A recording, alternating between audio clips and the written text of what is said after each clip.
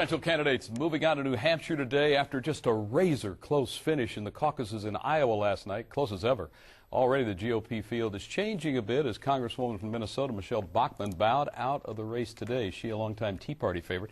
Joining me live to talk about the first big vote for the Republican presidential candidate is our Republican Congresswoman, Mary Bono Mack. Happy New Year, first of all, Congresswoman. Thank you, Chris. Same to you and to Brooke and to everybody. Well, we appreciate it. You had to be watching last night. I mean, I've been following Iowa caucuses since 1976. I mean, 8 votes separate the two top people in Santorum and Romney. Unbelievable. Well, they know how to keep it interesting, I think. You know, they definitely kept people up late, and only in Iowa would you see sort of the drama unfold the way that it did. What do you think it means to your party? And I think the concern for Republicans has to be you have no candidate so far who's been able in polling, and you can talk all you want about polls, but there have been a lot of them done, to get more than 25, 26, 28%. You've got a president, and anybody can look back at the year and 4 years and find a lot of problems with the presidency, but he's polling at better than 40% and rising. What does it mean that you guys have still not coalesced, found a candidate, and a candidate that can apparently rise in the polls?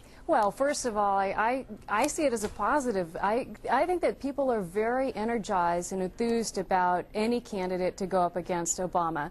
But within the primary system here, there's, you know, you're seeing a lot of ideas, a lot of different personalities come out, but I think in the end of the day, our nominee will be Mitt Romney, and I think he's going to be incredibly strong. I think his message of job creation and you know, saving our economy is going to continue to resonate across the country. And yet, with his health care plan that he pushed through in Massachusetts, everybody on the Republican side trying to knock down Obamacare, I mean, that's some baggage for a candidate if it is Mitt Romney to carry. How does he counter that?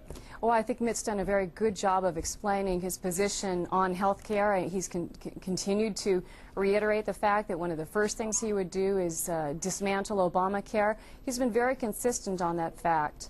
I'm not concerned about it, you know, and if that's all they can really go after Mitt for, then, you know, that's not necessarily a bad thing, because he has continued to be very strong again on dismantling Obamacare. There are at least, Congresswoman, some signs, some maybe small signs, that the economy is starting to turn a little bit. If that continues to happen, a lot of people think it will solidify President Obama as far as another term. What are your thoughts on that? If this continues to work, does that help him an awful lot and hurt the GOP?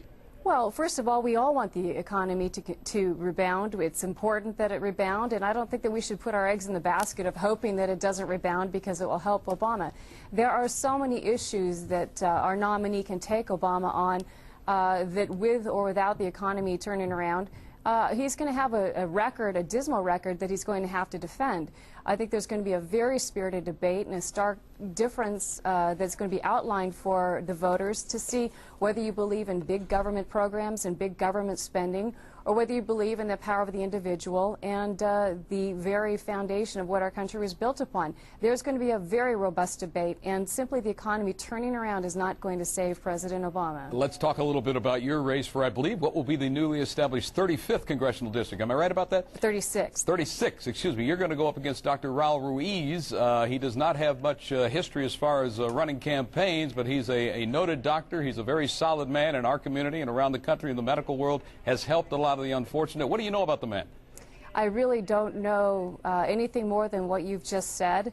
That's about it. Okay, and your campaign will base itself on what? What do you anticipate? I mean, you had a fairly strong opponent, I think we can say, in Palm Springs Mayor Steve Pugnier last time. You defeated him, as you have everyone. Are you confident you go again in next year with another victory and 2 more years in the House? Well, Chris, it's funny, when you run every 2 years, it just seems like a continuous campaign. I feel like we're still kind of coming off of the last one.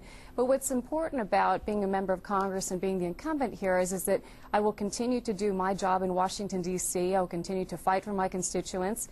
And if I do that, the campaign pretty much should take care of itself. And I'm very confident that my volunteers know the drill. They're well seasoned. My campaign team is well seasoned.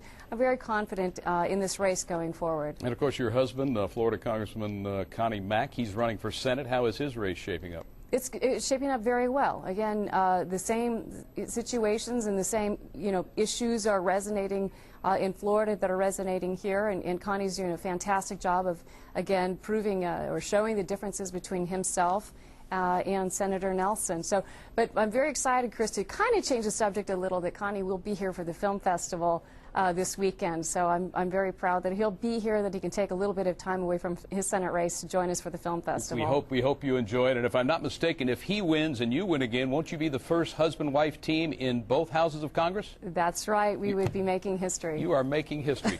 Congresswoman Mary Bono Mack, enjoy the film festival. Thank you for coming in. And again, have a good 2012 no matter what happens. Thank you. The same to you. And thank you very much for having me. All right.